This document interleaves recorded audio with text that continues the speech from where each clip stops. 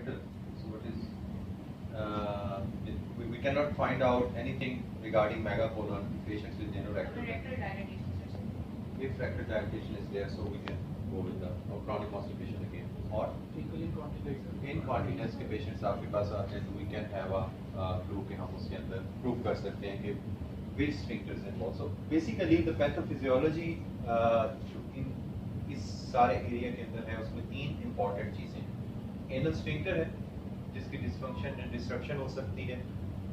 Then जो rectal है, ये क्रोनिक मैंने लिखा है, तो इसमें रेक्टल इन्वॉल्वमेंट हो सकती है, जिसमें हम बात करते हैं कि सेंसरी मोटर डिसफंक्शन हो सकता है, लाइक हाइपोसेंसिटाइजेशन हो सकती है या हाइपर सेंसिटाइजेशन हो सकती है. If patient have hyposensitisation of the rectum, तो क्या होगा कि स्टूल आएगा and he or she not have any desire for defecation.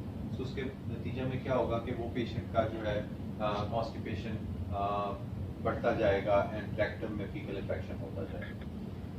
Hyper sensitisation क्या है? ये वो पेशेंट्स होते हैं जो कि आपको कंप्लेंट करेंगे मुझे नॉर्मल स्टूल आता है but frequency of stool is more.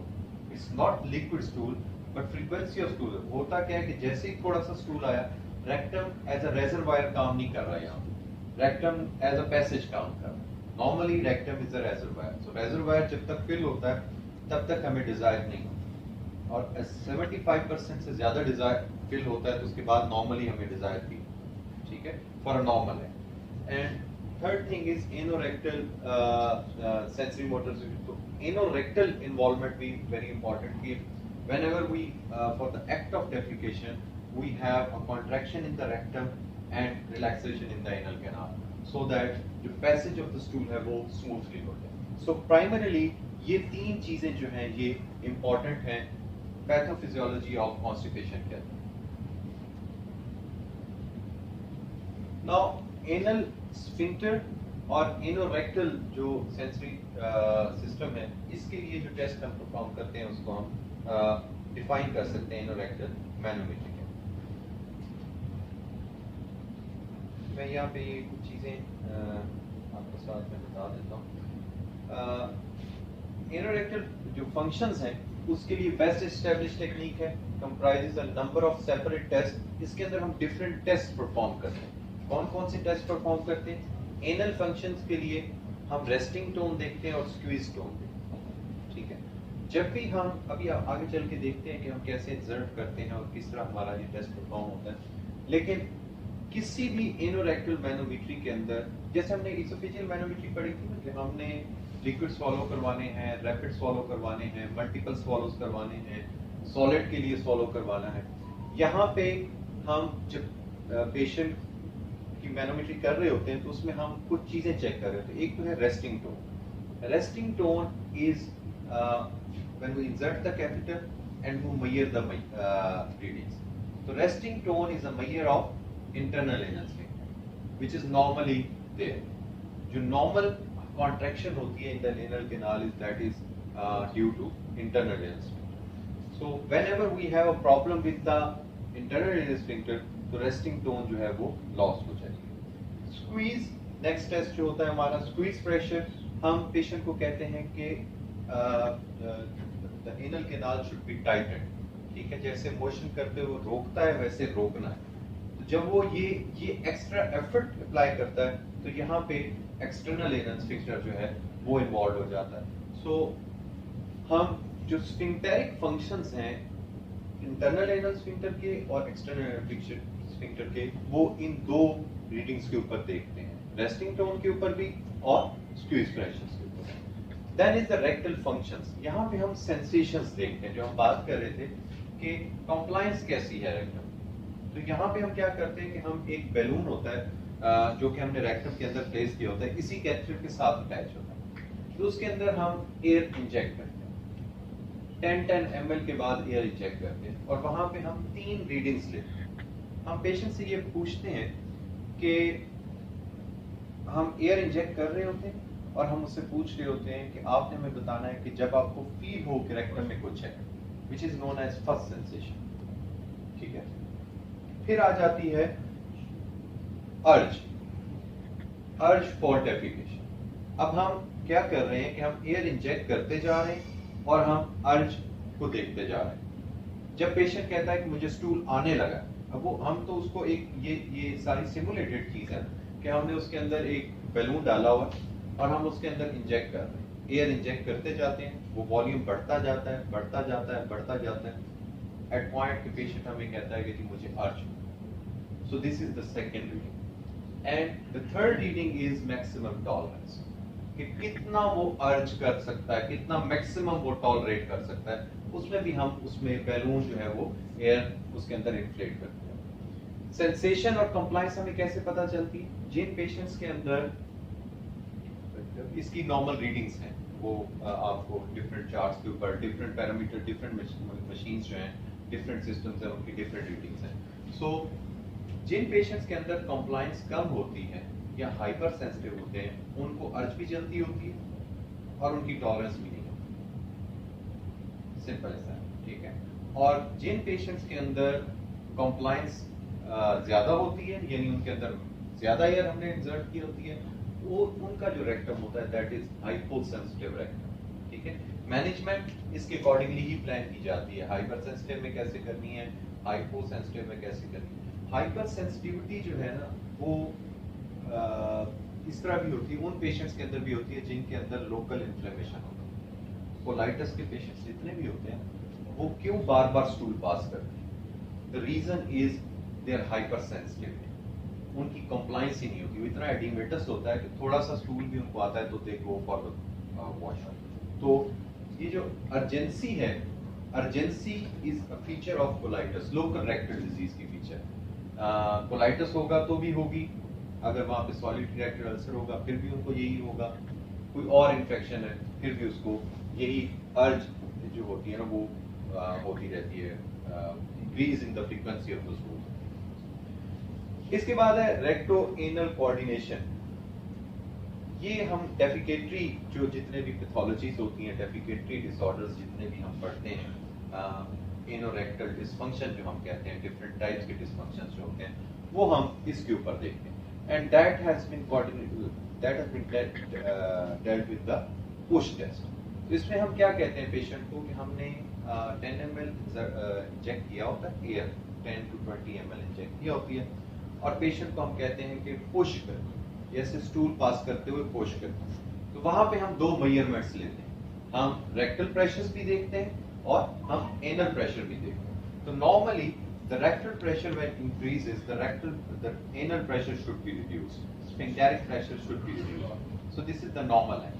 लेकिन जो एनोरेक्टल डिसफंक्शंस होते हैं उनके अंदर क्या होता है कि इनके अंदर मिसमैच होता है, ये आगे चल के मैं आपको बताता हूं। फिर है रिफ्लेक्सेस, दो रिफ्लेक्सेस अटैच्ड हैं, एक है recto anal inhibitory reflex and other one is cough reflex. जब मैं आपको ग्राफ दिखाता हूं फिर आपको उसके ऊपर समझाता हूं कि ये क्या चीज होगी।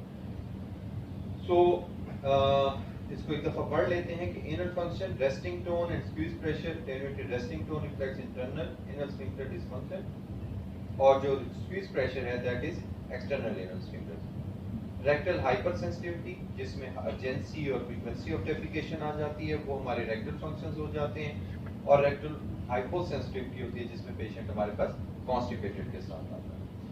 पुश मैनोवर्स के अंदर हमने abnormal anorectal coordination during push मैनोवर और रेक्टल एक्सपल्सिव फोर्स भी ड्यूरिंग पुश मैनोवर हम चेक कर सकते हैं। फिर है रिफ्लेक्सेस। तो रिफ्लेक्सेस जो हैं वो बेसिकली हमारे जो होते हैं एब्सेंट रेक्टो एनल, जो रेयर, इसको हम कहते हैं rectal anal inhibitory reflex.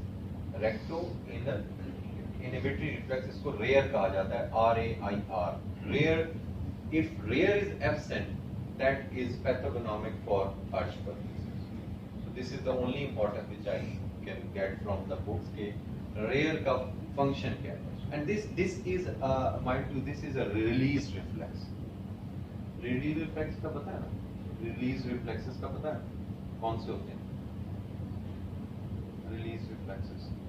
Infancy में जो, हाँ गुड, जो इन्फेंसी में होते हैं, जैसे बेबिंस्की होता है, वो कॉमोमेंटेलस होता है, जैसे वो जो इन्फेंसी में, ये इन्फेंसी में प्रेजेंट होता है, ये सॉरी एब्सेंट होता है, ठीक है, इन्फेंसी में एब्सेंट होता है, और फिर अगर ये लेटर ऑन भी एब्सेंट हो जाए it means that is pathological.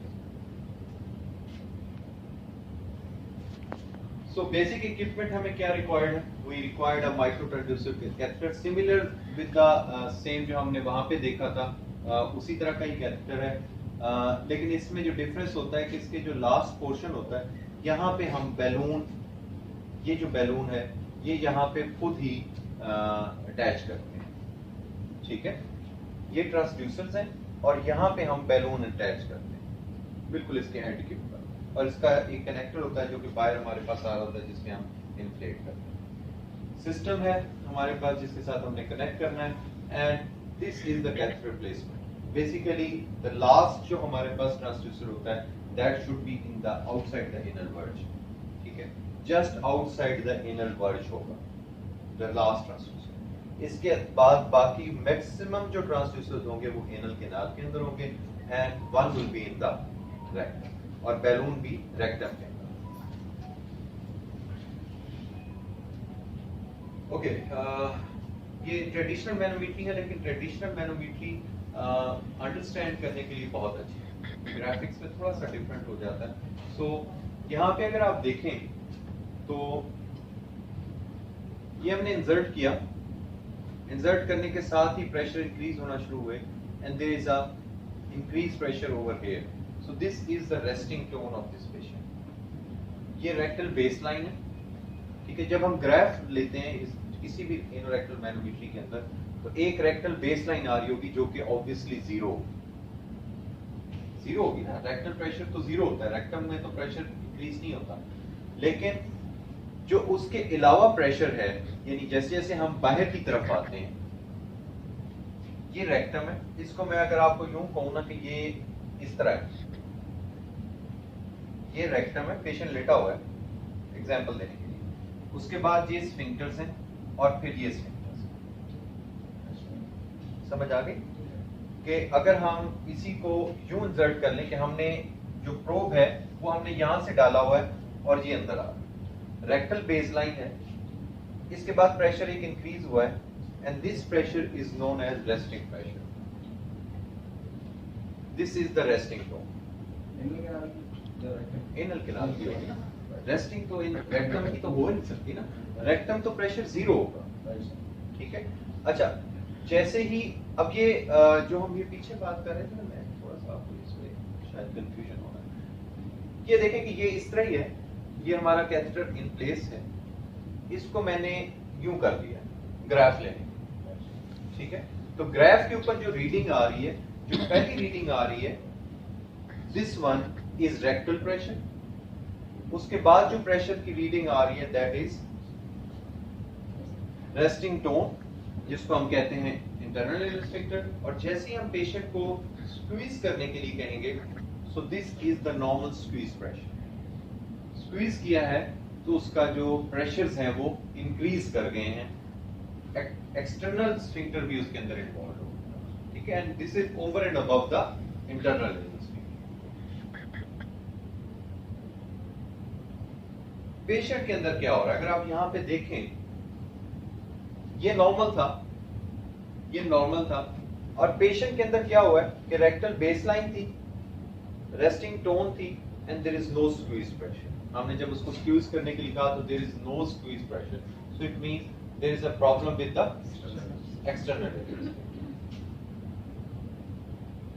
वो अगर आप देख लें कि स्क्वीज इंक्रीमेंट जो है वो कोई इतना एडिशनल नहीं हुआ. Okay, this is high resolution manometry. यहाँ पे जो चीजें हैं वो अगर आप देखें तो ये इस तरह नजर आ रहा है आपके. ये रेक्टम है, this is rectal area and this hole is the anal sphincter.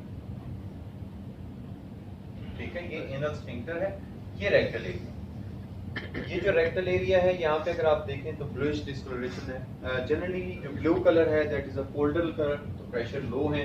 जितना जो है कलर जो है वो रेड साइड पे या हॉट साइड पे जाते रहेंगे उतना प्रेशर ज्यादा होता जाएगा. रेस्टिंग टोन अगर आप इस पेशेंट की देखें तो इट्स अ गुड टोन. ठीक है, लेकिन दरमियान में जैसे ही हमने उसको कहा कि स्क्वीज करे तो स्क्वीज करने में क्या हुआ, ये देखें यहाँ पे स्क्वीज लिखा हुआ है. जैसे ही स्क्वीज करेगा तो प्रेशर इंक्रीज हो गया। और अब अगर आप देखें कि स्फिंक्टर की लेंथ भी इंक्रीज हो गई है।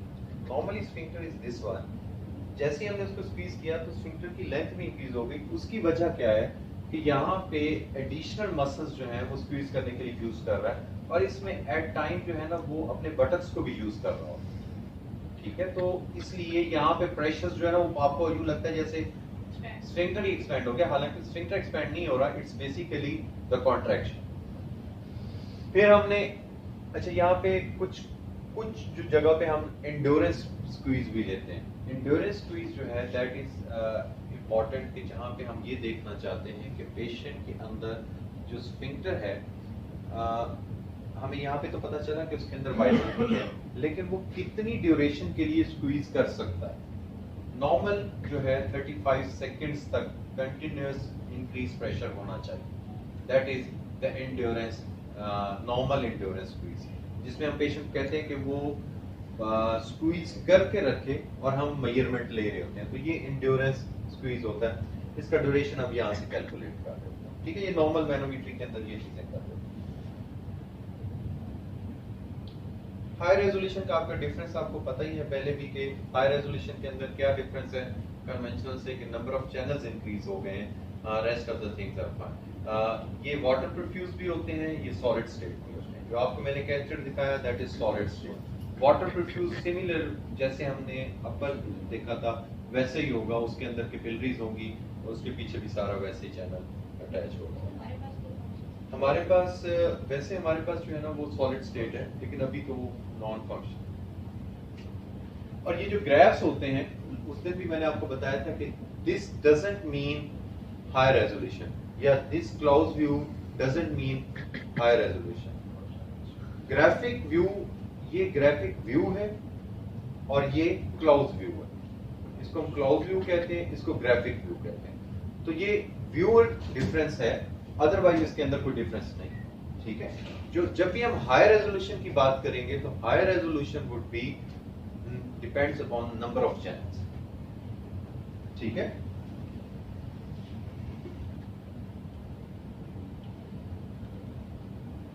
सो ये वही जो मैं आपसे बात कर रहा था कि एनल कैनाल है, रेक्टल प्रेशर है, जैसे ही हमने उसको स्क्वीज करने के लिए कहा तो प्रेशर इंक्रीज हो गया, तो इसका इंटरनल एंड एक्सटर्नल स्फिंक्टर जो है वो नॉर्मल। ये उन्होंने वही बातें मार्क की हुई हैं। अब अगर आप देखें रेक्टल प्रेशर है ये लो है, फिर आउटसाइड दैट एटमॉस्फेरिक प्रेशर भी जीरो होगा, और जैसे ही आपका जो एनल कैनाल के अंदर जो ट्रांसड्यूसर्स हैं वहाँ पे प्रेशर रेस्टिंग टोन इंक्रीज है, जब हमने स्क्वीज करने के लिए कहा तो वो और इंक्रीज हो गया। सो ये दो मेजरमेंट्स आपने इसके अंदर ले रहे हैं। अब हम करते हैं नेक्स्ट जो पुश के अंदर किया जाता है। अब ये यहाँ पे अगर आप देखें तो ये वो पेशेंट है जिसके अंदर हमने ट्रांसड्यूसर रख दिया and there is no reading, resting उसके अंदर कुछ नहीं है, लेकिन जैसे हम उसको स्क्वीज करवाते हैं so there is colour contrast, यानी प्रेशर्स इंक्रीज हो जाते हैं। So it means this patient has a problem with his internal anal sphincter. ठीक है, अदरवाइज अगर आप देखें ना ये जो आपको ये चीज एक क्लियर कट लाइन नजर आ रही है ना, this is cough impulse, cough reflex. Cough के अंदर क्या होता है, स्फिंक्टर सारे क्लोज होंगे और प्रेशर इंटरडाउनल इंक्रीज होगा। इंटरडाउनल प्रेशर इंक्रीज होता है तभी कफ होती है। तो एब्डोमिनल प्रेशर इंक्रीज होगा तो रेक्टल प्रेशर भी इंक्रीज होगा और स्फिंक्टर्स के प्रेशर्स भी इंक्रीज होंगे। So that's why we have a straight line, this is cough impulse, और यहाँ पे स्क्वीज भी आ रहा है। इट मींस कि जो हमारे वॉलंटरी, देखें जो इंटरनल एनल स्फिंक्टर है that is not a voluntary muscle, जो एक्सटर्नल एनल स्फिंक्टर है दैट इज वॉलंटरी। तो जो वॉलंटरी मसल्स हैं जो हमारे कंट्रोल में है that is fine. It is the problem with the internal sphincter. तो इंटरनल स्फिंक्टर की जितनी भी डिजीजेस हैं उसको हमें देखना होगा, कोई सर्जरी हुई है, कोई ट्रॉमा हुआ है, उसको हमें देखना होगा।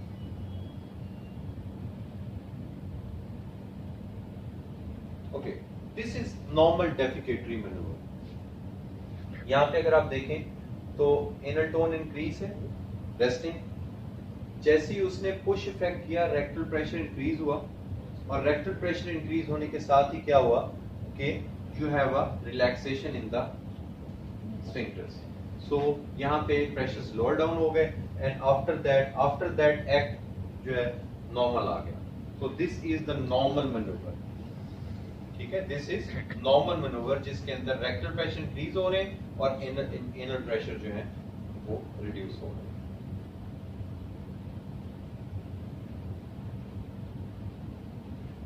Okay, यहाँ पे क्या हो रहा है?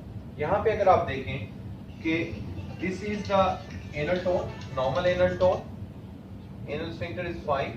लेकिन जब हम इस पेशेंट को कहते हैं कि पुश करें, so वो पुश करता है, rectal pressure increase होता है, rectal pressure increase हुआ, लेकिन simultaneously जो उसका anal pressure है, ये उससे भी ज्यादा increase हो गया. ठीक है? So this is dyssynergia. This is a defecatory disorder. ठीक है? तो defecatory disorders के अंदर we classify it into 4 classes: type 1, type 2, type 3, type 4. So type 1 is when you have increased rectal pressure and you have more increase in the sphincter, या more increase in the tone of the resting pressure. This is known as type 1 dyssynergia. ठीक है?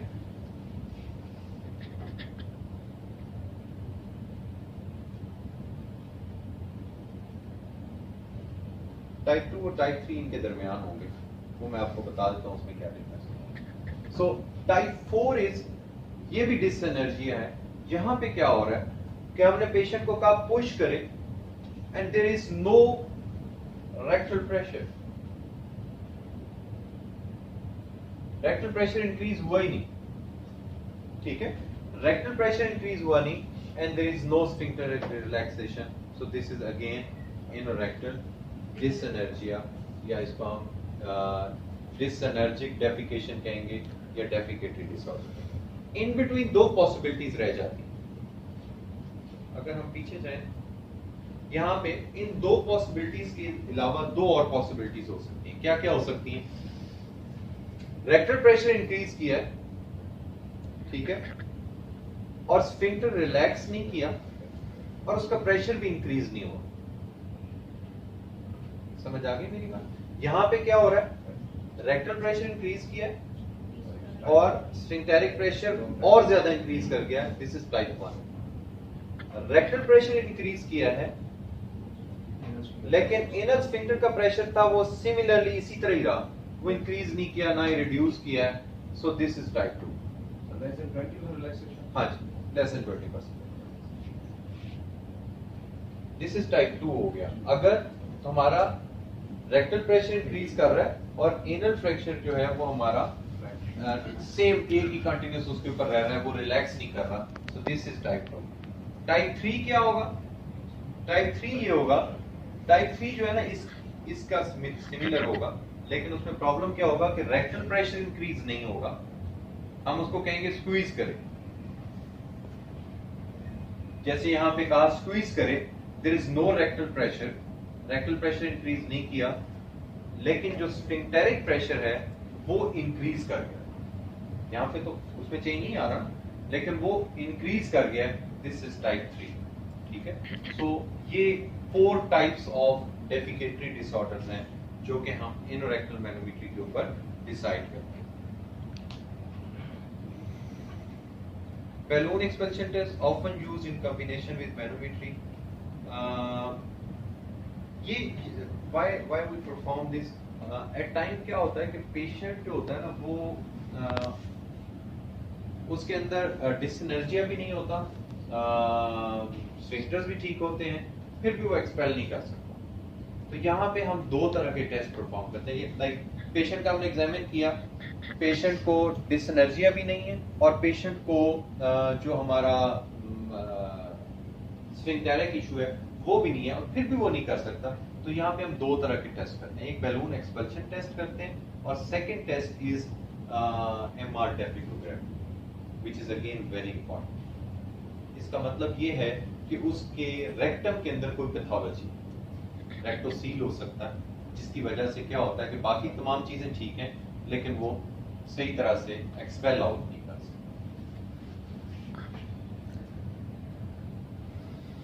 प्रोक्टोग्राफी कह लें इसको या डेफिकोग्राफी कह लें, this is one of the same thing. Real time anatomical dynamic study of the act of the simulated defecation, इसमें किया ये जाता है कि हम इंसर्ट करते हैं रेक्टम के अंदर contrast and we ask the patient to hold that, ठीक है। ये सिमिलरली ये जिस तरह हमारी फ्लोरो है, अगर आप देखें ये हमारी फ्लोरो भी वैसी है, सिर्फ इसमें सीट नहीं है, otherwise it's the same bolus chase, जो फ्लोरोस्कोपी होती है बोलस चेज वो आपको चाहिए होती है। So this is the same fluoro, ये हमने इसको स्ट्रेट किया हुआ है, यानी जब वो एक्सरे करने के लिए सीधा करके खड़ा कर लेते हैं तो वैसा किया हुआ। ये इसकी सीट है। हम पेशेंट को क्या कहते हैं कि उसको हम लेटरल पोजीशन के अंदर अनेमा देते हैं कंट्रास्ट का, we ask the patient to hold it. अब वो वॉल्यूम ऑफ द जो रेक्टम है वो हमें पता चल जाता है कि वॉल्यूम कितना वॉल्यूम हमने इंसर्ट किया है। इसके बाद इस कमोड के ऊपर हम उसको बिठा देते हैं and we put the rays. अगर आप यहाँ पे देखो तो ये इस तरह का नजर आएगा, ठीक है। और उसके बाद हम पेशेंट को कहते हैं ओके डेफिकेट, ठीक है। तो जब वो डेफिकेट करता है तो यहाँ पे हमें ये अंदाजा हो जाता है, दो चीजों का फायदा होता है। एक तो हमें ये पता चल जाता है कि ये मेगा रेक्टम तो नहीं है, बहुत बड़ा रेक्टम तो नहीं है, रेक्टोसील तो नहीं है, और सेकेंडली रिटेन तो नहीं कर रहा पीछे, ठीक है, यानी डेफिकेटरी डिसफंक्शन तो नहीं। तो ये कुछ चीजें जो इसके अंदर। So provide morphological information regarding rectum and the anal.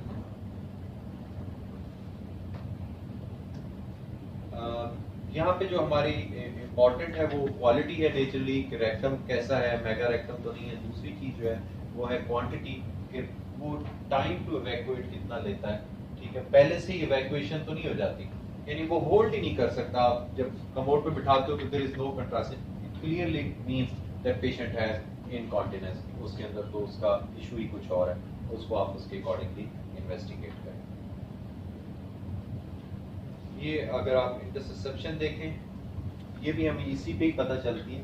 Interception में क्या हो रहा होता है कि जो आपकी प्रॉक्सिमल रेक्टम है वो रेक्टम के अंदर इंटरसेप्ट कर रही होती है। ये देखिए ना, टेलीस्कोपिंग होगी। Normally it should be above here, वो टेलीस्कोप होके उसके अंदर ही आ रही है।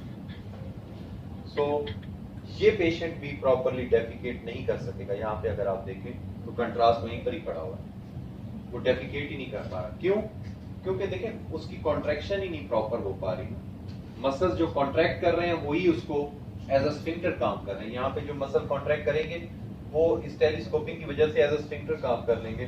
सो he has a sphincter above his normal sphincters, so वहां पे वो डेफिकेटरी डिसफंक्शन हो जाएगा। रेक्टोसील आपको कैसे नजर आती है? रेक्टोसील ये अगर आप देखें तो this is rectum, this is the sphincters, और क्या हो रहा है कि रेक्टम जो है it is protruding into the anterior wall, यानी एंटीरियरली प्रोट्रूड करके जा रही है। ये देखें ना, नॉर्मली क्या होना था, इसको यहां से यूं होना चाहिए, ऐसे होना चाहिए था, Straight towards the sphincter. एक एंगल तो होता ही है ना। तो ये एनल कैनाल थी, तो it should be like this one normal anatomically. ये जो एक्स्ट्रा पार्ट आगे आउट पाउचिंग हो गई है, दिस इज रेक्टोसील, ठीक है। And this is common in the females with multi gravity.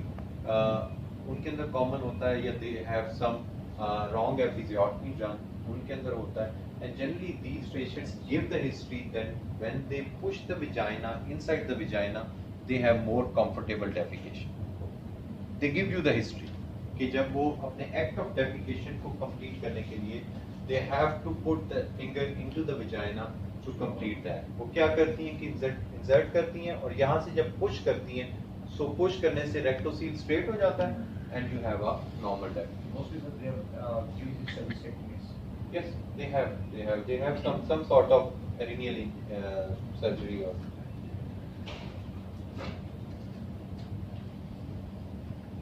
And this is the normal dimension.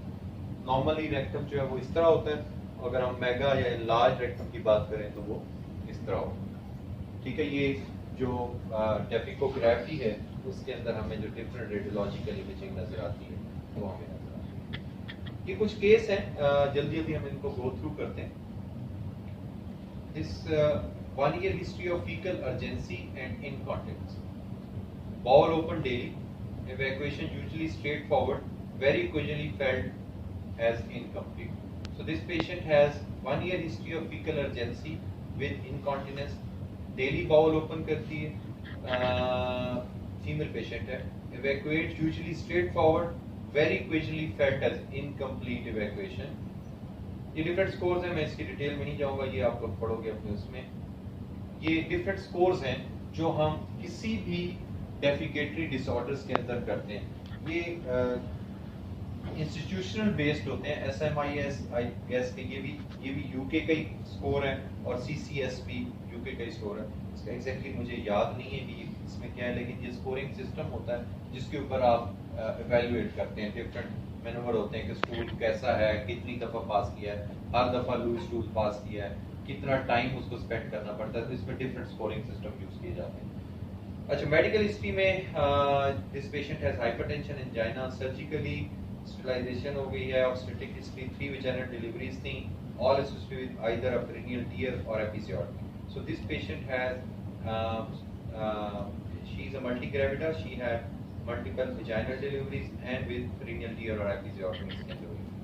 So when we perform the manometry in this patient, so यहाँ पे अगर आप देखें तो normal resting tone है, squeeze pressure is lost, ठीक है. Pressure normal, resting tone normal है, it means कि internal anal sphincter is fine. He has something wrong with the external anal sphincter. Rectal sensory function normal थे. इसका जब ये anorectal ultrasound किया गया तो एनोरेक्टल अल्ट्रासाउंड के अंदर देयर इज ये जो है ना, this is the external sphincter and there is a loss of sphincter over here, ठीक है. सो इसमें क्लियर कट एक्सटर्नल स्फिंक्टर जो है वो लॉस था. प्रोक्टोग्राफी इसकी की गई. प्रोक्टोग्राफी के अंदर involuntary loss of new stool और ट्रांसफर टू द मोड. यहाँ पे अगर आप देखें तो almost half of the stool उसका पहले से ही लॉस हो गया. सो ये मैं आपको इसलिए बता रहा हूँ कि usually how we take this patient when we are going for the. अगर आप यहाँ पे देखो इसकी फॉरवर्ड करते हैं, कफ करवाया तो लीकेज हो गया. सो इट मीन्स के कफ के अंदर क्या होना था, स्फिंक्टर्स को टाइट होना था, तो उसका स्फिंक्टर टाइट नहीं हुआ तो यहाँ से प्रेशर रिलीज होता है और ये आगे चलते जाते हैं. 70% of the cross in approximately 90 seconds में उसने कर लिया. माइनर इंटरसेप्शन थी, पर मेनली ये केस था एक्सटर्नल एनल स्फिंक्टर का लॉस था. केस 2 है 2 year history of difficulty in rectal evacuation, symptoms of the prolapse था. Evacuation occasionally felt to be incomplete, occasional fecal urgency and passage of the leakage, bowel open 3 to 4 times per day, Bristol scale 4/5. Bristol score का किसी को पता है? जुबैर को पता होगा. जुबैर 1 2 3 7 पर होता है. 4/5 कौन सा होगा? 4/5 नॉर्मल है, नॉर्मल है. नॉर्मल है. सो he is passing, she is passing normal skills, ठीक है. फीकल अर्जेंसी है, पैसिव लीकेज है और बाकी rest of the things are almost. Medical history में क्रॉनिक लोअर बैक एक है, breast surgery for cancer, cholecystectomy, dural polypectomy, she is nulliparous. Manometry हमने जब की तो क्या आया, marked hypotonia, like she has something wrong with her internal. और दरमियान में अगर आप इसके स्क्वीज देखें तो स्क्वीज आर फाइन. सो इसके एक्सटर्नल स्फिंक्टर जो है वो रॉन्ग. यहाँ पे अगर आप, वहाँ पे हमने देखा था एक्सटर्नल स्फिंक्टर, यहाँ पे ये क्या होता है. अच्छा, यहाँ पे हम कर कैसे रहे होते हैं, ये जो ईयूए होता है ना, यानी एनोरेक्टल अल्ट्रासाउंड होता है, ये 3 लेवल्स पे. अगर आप थोड़ा सा ज़हन में रखें तो जो एनल कैनाल की एनेटमी है वो इस तरह नहीं है कि इंटरनल एनल स्फिंक्टर जो है वो इंटरनल पड़ा होगा और एक्सटर्नल स्फिंक्टर एक्सटर्नली पड़ा होगा. It's basically the location of the sphincter muscles, यानी वो जो सर्कुलर मसल्स हैं उनकी लोकेशन के अकॉर्डिंगली डिपेंड करता है. तो हम इसमें ये जब भी इसकी इनर रेक्टल अल्ट्रासाउंड किया जाता है तो ये 3 लेवल्स पे किया जाता है रेक्टल, अपर, मिडल और लोअर लेवल। अपर के ऊपर देखें, यहाँ पे अगर आप देखें तो डिस्ट्रक्शन है अपर लेवल के ऊपर ही। जब एक्सटर्नल एनल स्फिंक्टर आएगा तो उसमें मिड और लोअर लेवल के ऊपर डिस्ट्रक्शन है, अपर लेवल पे नहीं है, ठीक है। Rectal sensory function, hyper sensitivity थी, जो इसका मीन वॉल्यूम था वो 90 ml पे ही इसको सेंसेशन आना शुरू हो गई। इवैक्यूएशन प्रोक्टोग्राफी की गई, सो मॉडरेट इन्वॉल्यूटरी लॉस, कफिंग के साथ और लॉस हो गया, फिर उसने इवैक्यूएट किया और इवैक्यूएशन जो है वो कंप्लीट हो गई ऑलमोस्ट। और साथ में क्या आ रहा है, कुछ और भी आ रहा है, ये देखें यहाँ पे क्या हो रहा है, हाँ कुछ हो रहा है। दिस इज द नॉर्मल, आप लेवल को यूं समझो कि दिस इज द स्फिंक्टेरिक लेवल, यहाँ पे होल्ड किया हुआ है ना, नीचे कोई कंट्रास्ट नहीं। जैसे ही हम इसको आगे लेके चलते हैं, ये चेज करते हैं इसको, ये चेज हुआ, चेज हुआ, चेज हुआ, चेज हुआ, चेज हुआ, अब क्या हो गया, उसका रेक्टम ही बाहर आ गया, प्रोलैप्स हो गया उसको। तो she had something wrong with the, इसलिए रेक्टल प्रोलैप्स की वजह से ही उसकी हाइपर सेंसिटिविटी थी, इस प्रोलैप्स की वजह से ही हाइपर सेंसिटिविटी थी, इरिटेबिलिटी थी, हालांकि वो नॉर्मल स्टूल पास करती थी। और इसी वजह से ही, क्योंकि उसका इंटरनल एनल स्फिंक्टर इतना इंटैक्ट नहीं था, so she had a problem with the incontinence as well, कि रूटीन में ही उसका स्टूल पास हो जाता अनइंटेंशनल। जब इंटरनल एनल स्फिंक्टर का प्रॉब्लम होगा तो अनइंटेंशनल स्टूल पास होगा, ठीक है। आई थिंक कि हम यहाँ पे ही रोकते हैं, तो और क्वेश्चन आपके ज़हन में है तो वो जरूर पूछ लें।